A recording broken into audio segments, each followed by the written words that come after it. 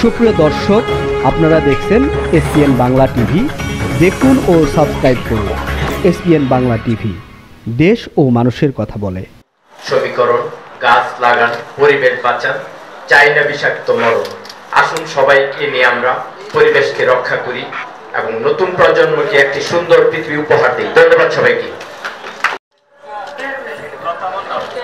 প্রস্তুত থাকবেন lion Mohammad Abdul. Chairman জনাব অধ্যক্ষ রফিকুল্লাহ ভূঁইয়া আমাদের মাঝে উপস্থিত রয়েছেন, আমাদের ঢাকা বিভাগের ভাইস প্রেসিডেন্ট এবং তিনি এদিকে চেম্বার অফ কমার্সের মেম্বার, আমাদের লায়ন্স। শুভেচ্ছা অভিনন্দন। আজকে আমাদের সাবজেক্ট ছিল আমাদের বিশ্ব পরিবেশ দিবস উপলক্ষে পরিবেশের ভারসাম্য রক্ষা আমাদের করণীয়। আজকে আমাদের যে এখানে যে প্রতিপাদ্য বিষয় ছিল যে আমাদের ভূমিকা, আজকে প্রতিপাদ্য। আজকে আপনাদের আলোচনা অনেক শুনেছেন, আজকে বক্তব্য করবো না। আজকে আমার ধৈর্যের ভাব ভেঙে গেছে। আমরা আশা রাখি আমাদের যে হিউম্যান রাইটস সোসাইটি, আমাদের সাহিত্য সাহেব একটা কবিতা বলতো, সেই কবিতার লাইন দিয়ে আমি শেষ করে দিচ্ছি।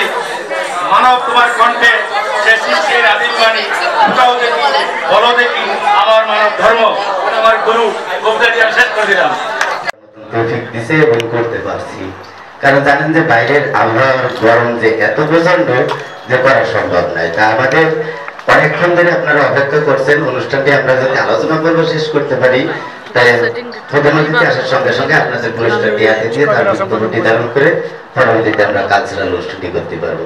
তো পরিবেশের আমি কাজ দেখেছি, আজকে সবার সামনে এটা আমি করতে চাচ্ছি। প্রকৃতি ও মানুষ, গাছগাছরা আরো কত তরু, পাহাড় পর্বত আরো আছে মরু, জলাশয়, সমভূমি ও গহীন অরণ্য, সকল আয়োজনে মানুষের জন্য। নদীর সেতু মিশে যায় সাগরের বুকে, পরিবেশ সুস্থ হলে মানুষ রবে সুখে। বদলে যায় সময়, কালো ধোঁয়ায় আকাশ গেছেছে, কত প্রাণী বিলুপ্ত প্রায় সভ্যতার অভিনয়। অক্সিজেন প্রাণদানকারী অরণ্য কহে করজোরে, প্রকৃতি আজ আহত ভীষণ এই বায়ু দূষণ শহরে। ধন্যবাদ সকলকে।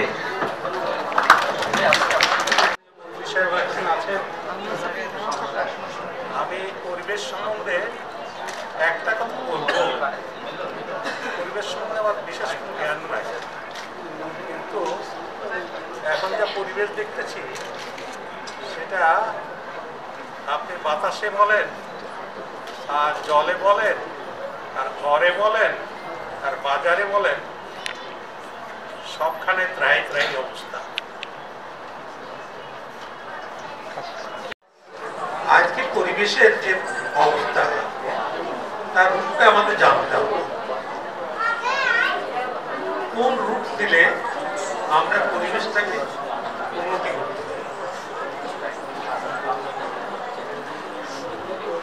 আমি এক ভদ্রলোকের সাথে, বিদেশি এক ভদ্রলোকের সাথে আমাদের দেশ সম্বন্ধে আলাপ করি। বেশি দূরের লোক না, ইন্ডিয়ার। আমি বললাম আমাদের দেশে অনেক ধান হয়, ভালো উৎপাদন হয়, আমরা ফসলে মোটামুটি উঠে যায়, কিন্তু আমাদের দেশের জনসংখ্যা এত বেশি। তোমাদের দেশে যে ফসলটা হয়, সেই ফসলটা হয় সারের কারণে। তোমরা যদি আজকে যে সারটা ব্যবহার করছো, এই সারটা কয়েক রকমের আছে। যেমন সাধারণভাবে সে সারটা আমরা ব্যবহার করি, সেটা হলো ইউরিয়া, ফসফেট, পটাশ, এই জাতীয়। কিন্তু এর থেকেও শক্তিশালী সার আছে, যেটা আমাদের বাজারে এখন আছে, আমরা এই সারটা ব্যবহার করি। সেটা হলো ভিআইপি সার।